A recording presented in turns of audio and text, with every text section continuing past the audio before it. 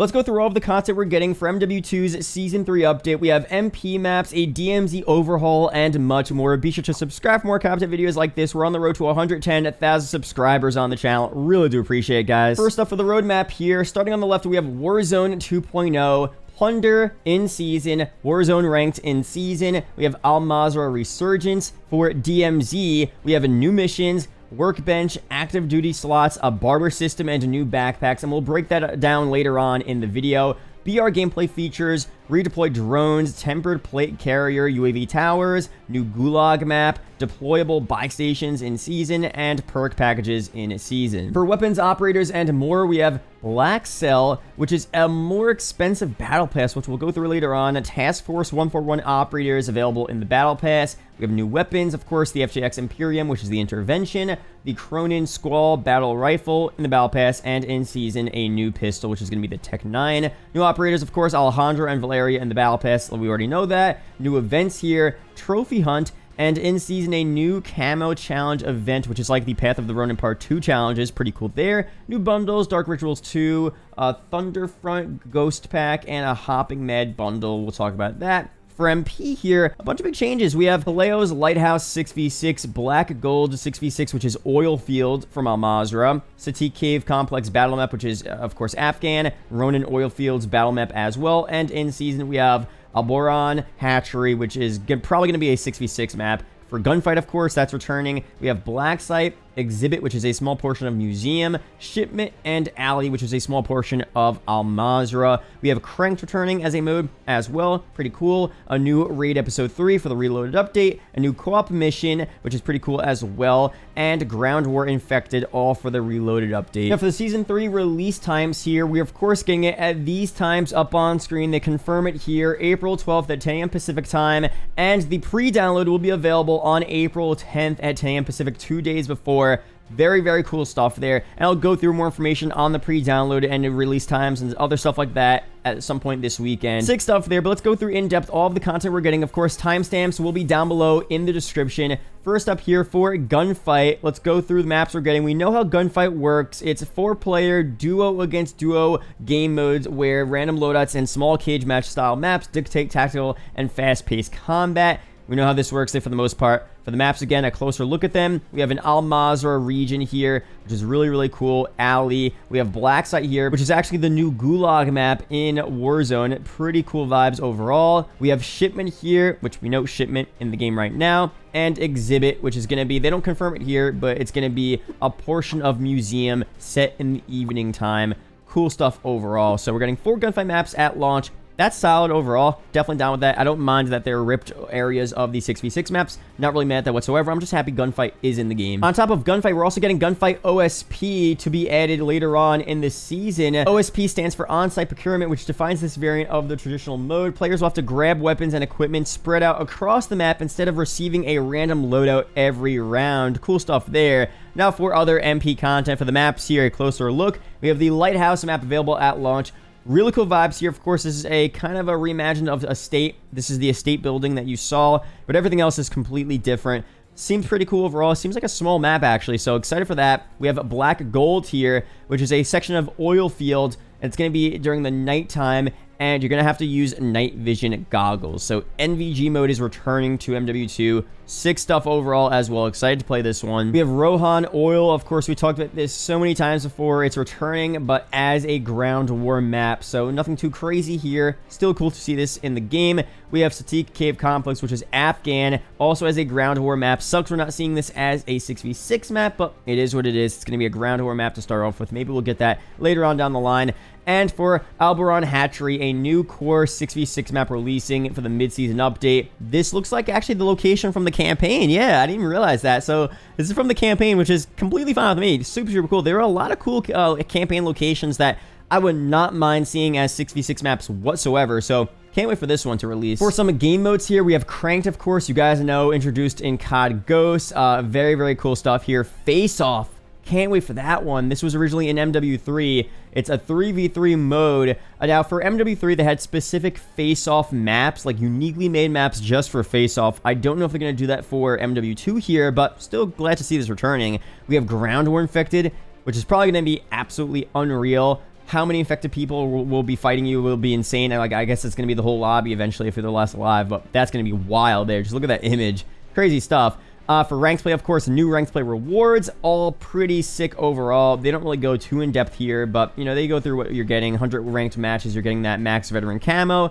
Cool stuff there overall. For the mid-season update here, we're getting more content as well. The core maps, spec ops missions, stuff like that. The raid episode as well. They don't really give us too much details on this here, but, you know, it should be pretty exciting. I'm going to skip the Warzone stuff for now. Let's break down the DMZ overhaul, because to me, that's super, super exciting here. We have a barter system, workbench, and more. So, what is the barter system in DMZ? One of the biggest additions since the launch of DMZ is the barter system, a way to award operators who stock up on items and can reach a buy station to swap them for other valuables. In general, the trader may not have what you want, but they will always have what you need. There is no peer-to-peer trading through this system, but of course you are still free to swap items during a match with friendly operators, essentially those who operate taxi services. We have heard they're incredibly helpful. So, we've been asking for this for a while now, so you can finally actually use your valuables that you get from the game. Instead of just redeeming it for cash or exfilling and getting XP, you could get other valuables in return for the items you find on DMZ. Such a fire change there. We were talking about this since the game came out, since DMZ first released, so for this to finally be in the game is so, so sick. We have a workbench here as well. Another major addition to DMZ is the workbench, which can be found near buy stations and allows you to modify contraband weapons.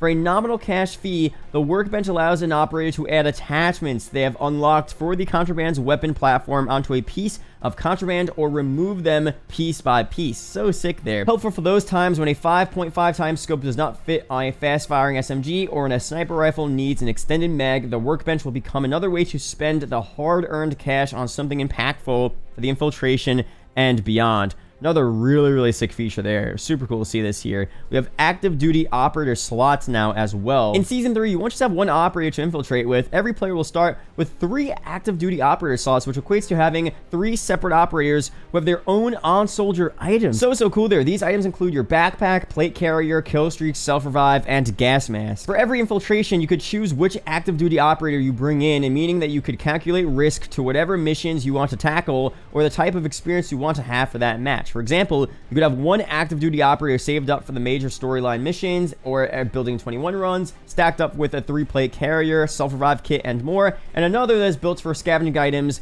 with nothing but a 1-plate carrier to their name.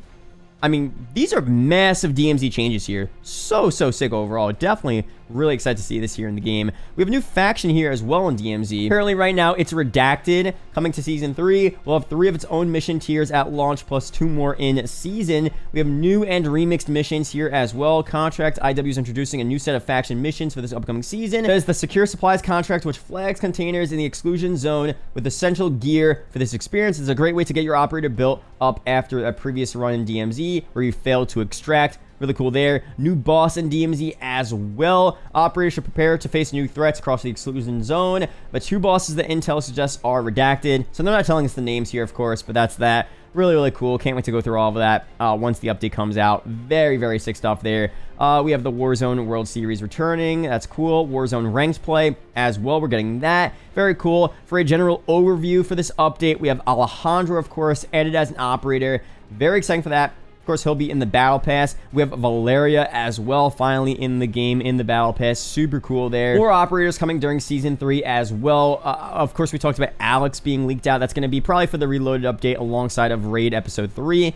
Can't wait for that. For weapons here, we have the Intervention, the FJX Imperium in the Battle Pass. Free to get at launch. Cool stuff there. We have the Cronin Squall Battle Rifle in the Battle Pass. Free to get as well, available at launch. Very cool stuff there. We have additional armaments here. Expect 2 new sidearms with Season 3 Reloaded. A fully automatic, drastically different roles, highly customizable machine pistol, and then another one there. So that's that. Very, very cool. We'll go through that later on for the Reloaded update. Now for some new events here with Season 3, we have a trophy hunt event. So what is this all about? So let's go through here. During this event, every player will drop a trophy, a small decorative challenge coin, whenever they are eliminated in any mode. These trophies can also be earned by performing specific tasks such as opening supply boxes.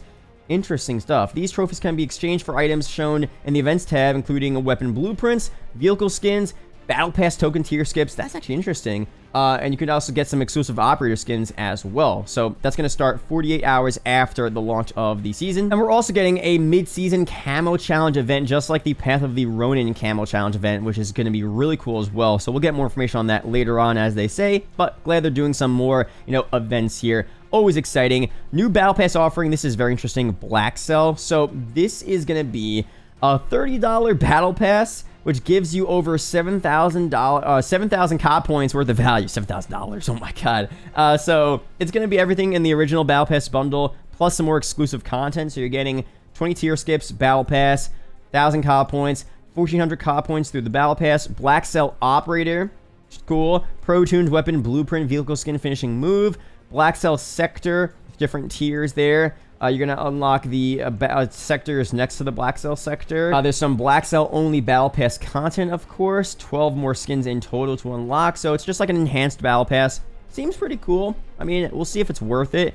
We have a new update here for the Battle Pass, automatic pathing. So you can set it to where you kind of just like automatically, let the sectors redeem itself, and you don't have to pick what sector you want to redeem. I don't mind picking the sectors and picking what content I want to get first, but if you don't really want to care about that, you could set it to automatic, and it'll do that automatically. Cool stuff there. We refer a friend or recruit a friend feature where you're going to get COD points if you recruit friends to play MW2 and Warzone 2. That's pretty cool overall. We have some new prestiges here, of course, new challenges with that as well, which makes complete sense. That's how we always get that there. Discord integrated with PC for Call of Duty, which is super fire as well. And patch notes will be next week. So overall, that's it here for this video. We went through a bunch of the content here. I'm going to do the Warzone stuff in a separate video, but I wanted to go through the main piece of information you guys need to know about this update. Be sure to subscribe for more MW2 and Warzone 2 news update videos like this. We're going to be doing a ton of streams and just videos in general covering all the content on the channel, so be sure to stay tuned for that. Shout out to the YouTube channel members as always, and I'll see you guys in the next one. Peace out, guys.